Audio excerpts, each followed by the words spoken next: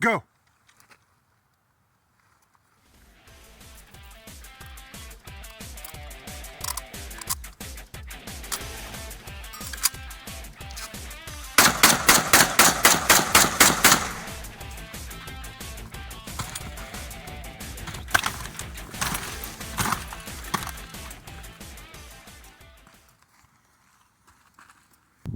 Alright, welcome back guys, it's been a while.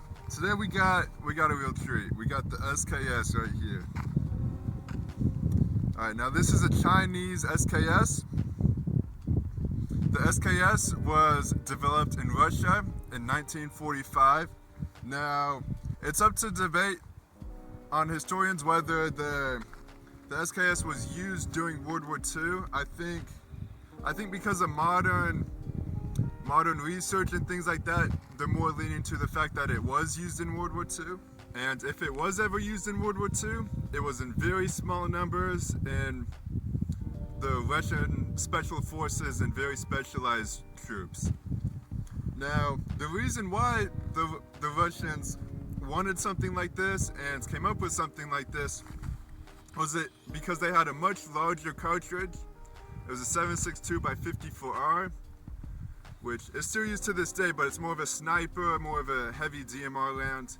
And they wanted something light, something that if you had to walk a long ways or carry a lot of ammo, it just wasn't the best for it. And so, a lighter cartridge like this,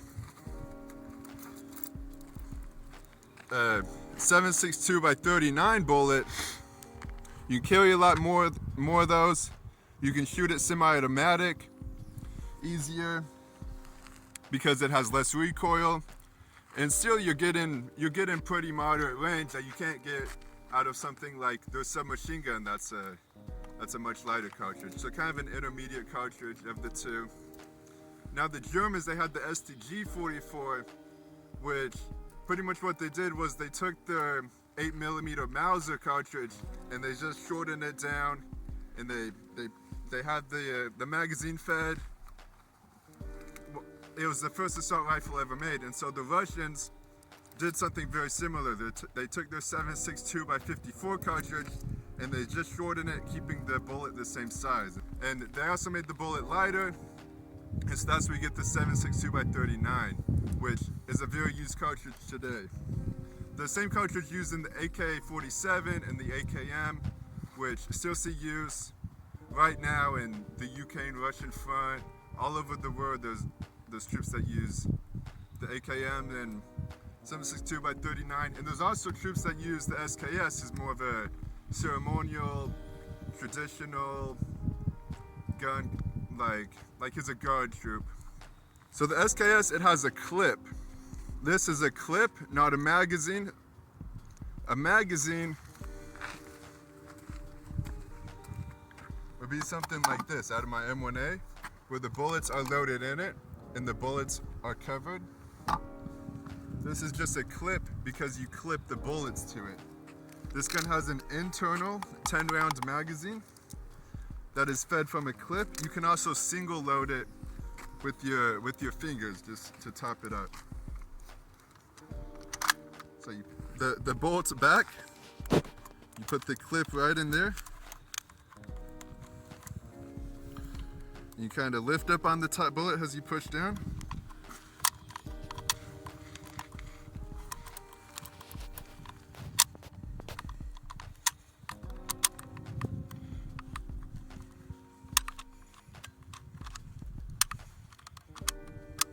There we go, buttery smooth.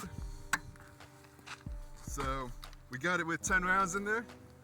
I also have a Chinese SKS bandolier around my leg here.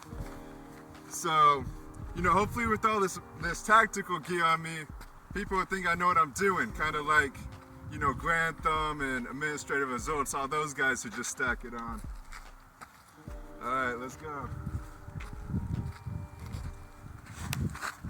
So all 10 rounds, there we go. All right, so we rack the slide, we're ready to shoot. Now the safety right here, up is safe, and then down is ready to fire. It's a little, it can be a little different if you're used to the in and out click one, but that's safe, and then down, where do you go?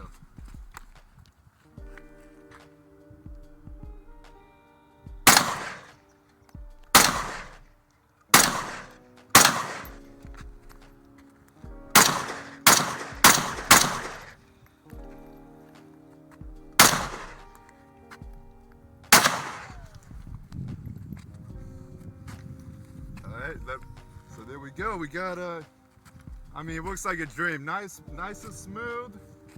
The rounds it shoots out, I saw the cases go all up in the air. Gonna pop in another 10 rounds out my fancy leg clip here.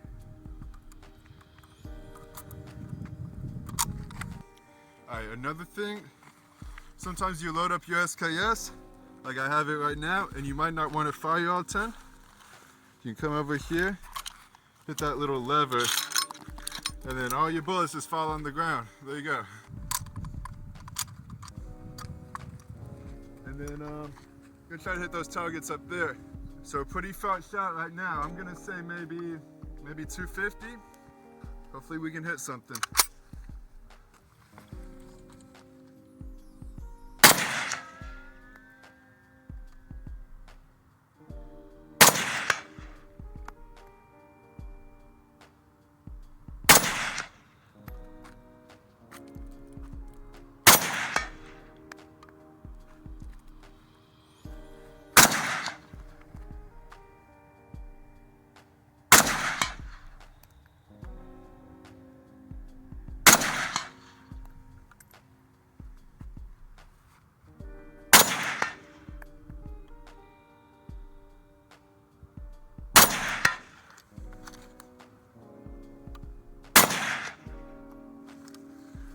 Man, I mean, you guys heard me hitting it. That was some pretty good shooting. Alright, well, I mean, I just want to talk about a little bit of the pop culture behind this gun. I feel like a lot of the times it gets overshadowed behind the AK-47. I mean, rightfully so. It's hard to compare this to the AK-47. A lot of people look at this and they just, you know, think it's just some surplus like Bubba gun, but I mean, people still use this gun for coyote hunting and things like that, where maybe they can't afford an AR-15, or maybe the 5.56 doesn't really have enough kick, but they might not really want a big throw-your-way battle rifle sort of deal, and there's multiple coyotes or multiple foxes where they live. Something like this can be a very reliable, very inexpensive choice for a farmer or for a rancher or something like that. Video games, you see this gun pretty frequently. PUBG is a big one. This gun with the 8x scope, if you know, you know. DayZ's a big one too. I got my DayZ plate carrier on right here with the level 3 plates in it too. Tarkov, this gun's pretty big in Tarkov. Movies, you don't really see it as much, a little bit in The Walking Dead, but also in Furiosa, Mad Max, Furiosa's SKS, that's probably one of the biggest ones out of any movie, but you really don't see it that much in movies, but it's still a very reliable and sometimes an inexpensive choice. Not as much now just because of the ban on Russian imports, but I think an SKS is still $200 or $300 cheaper than your cheapest AR-15. Well, thank you guys for watching, and stay tuned for the next one.